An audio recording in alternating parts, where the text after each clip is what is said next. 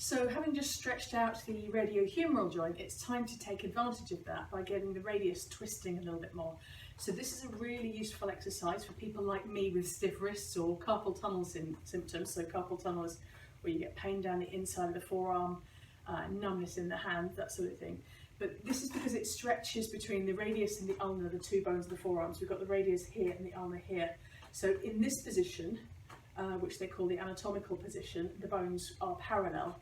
But as soon as I turn my wrist, what happens is they cross each other. So I've now got the radius on top coming down to here and the ulna underneath going over there. So we've got a sort of cross position. So straight and crossed. And that happens because the radius literally rotates on itself there.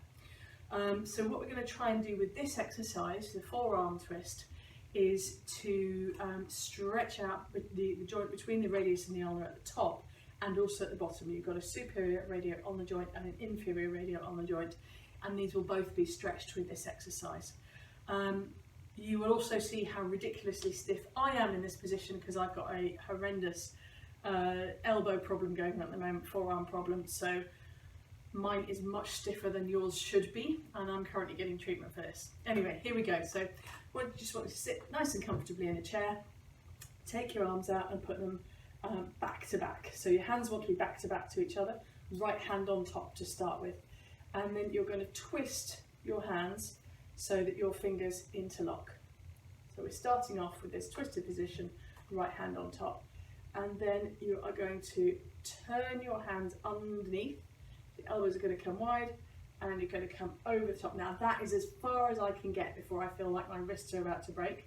But other people can get all the way to straight. I am nowhere near, okay? So I'm there, right hand on top, follow it round, and I'm just gonna hold that there and curse it for the next 30 seconds or so.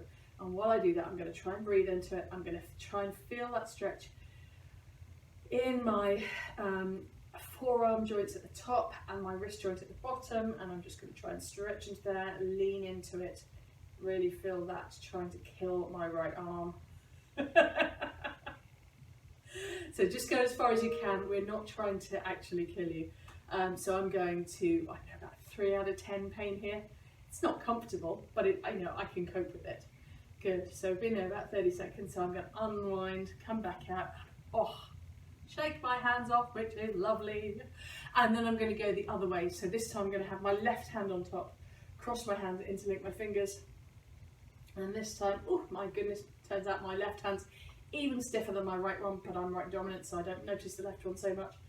So I'm just going to try and pull that through with my right hand, and that is causing a massive strain on my left wrist, where helpfully enough, I've previously had surgery. So this is just gradually stretching out that left wrist and left forearm, where it's left hand on top, or at least that's what I find with it.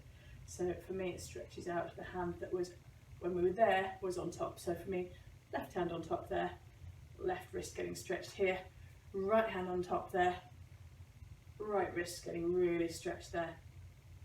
So we're just going to repeat that again. So give that a shake out once more on each side. So right hand on top, clasp the fingers, come back through, stretch that out and breathe. 10, 9, 8, 7, keep pulling with that left hand.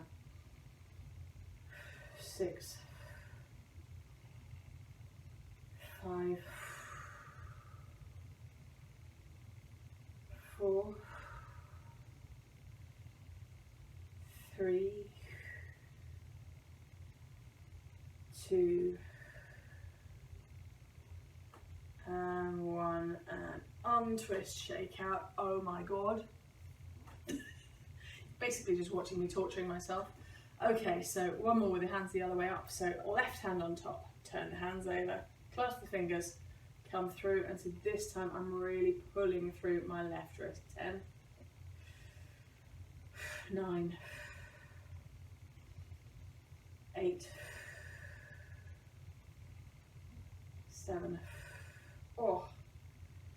6, that's too much, I'm going to pull back. 5, 4,